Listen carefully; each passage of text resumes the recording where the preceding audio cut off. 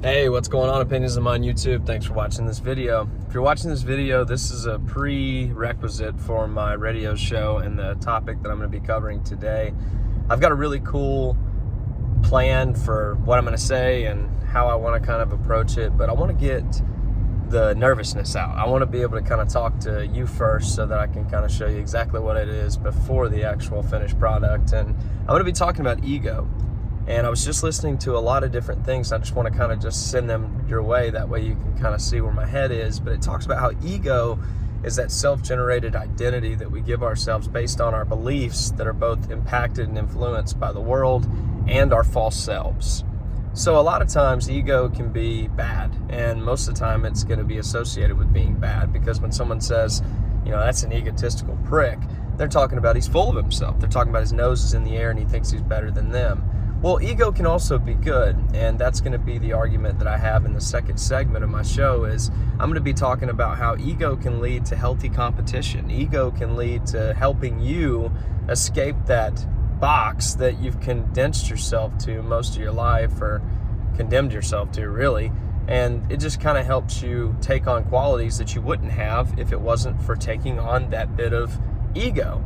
And a lot of things that we do are driven from ego. Like when we're in traffic, like I am right now, it just takes everything in me to kind of just keep my ego from having me pass someone and then look at them and just be like, yeah, I passed you, I'm overpowering you. And that's how we act with a lot of things in our life. And we could just stay in this lane, keep the speed that's supposed to be, you know, done by the speed limit, and it's just, there's a lot that goes to it. Like, we always have something to prove. We always search for more. And that's what your ego is going to do. It's going to convince you that you're not worthy. It's going to convince you that you're not your best self because of the way other people view you.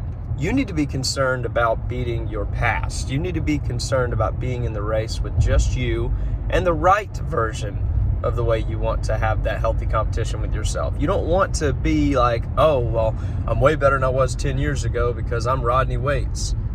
Being Rodney Waits doesn't really mean anything except for you're another individual. You're just experiencing this egotistical moment where you need to feed yourself that confidence, but it's false confidence, and it's not going to be everlasting. If you really want to have everlasting confidence and you want to get that supreme version of who you wish to be, then you can afford to let your ego down and see that it's about we, not me.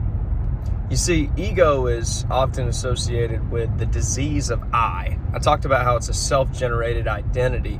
Well, that's because of the things that we go through, the choices we make, the people we associate ourselves with, the content that we put in our brains. Like, there is so much that your ego is formed from or stemmed from. And sometimes you can't tell if it's your ego or you that is making the decision.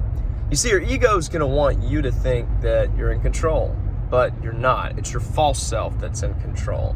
If you're wanting to beat others, if you're wanting to put other people down, if you're wanting to judge others, if you're wanting to compare others' lives and where their success should be and where your success should be, then that's your ego talking. Now, if you're someone that is just going to be loving and is going to be there as a form of large support for those that you love or those that you don't even know or don't even have a chance to know too much about right now, but you plan to, like, that is where humility comes in. And that is how you counteract your ego, is by having that major quality of humility. And humility is something that doesn't need to prove anything. You see, ego seeks validation, and humility already has it. Like, it already knows its value. It already is aware of what the real win is. And that's what it is it's a long-term strategy. This is not an instant gratification. The battle with your ego is not going to be easy. You're going to have times where you're going to slip backwards, and that's okay, as long as you stay grounded, knowing that at the end of the day, you want to pursue having a better life and having a truly joyful life by being you. Then that's okay.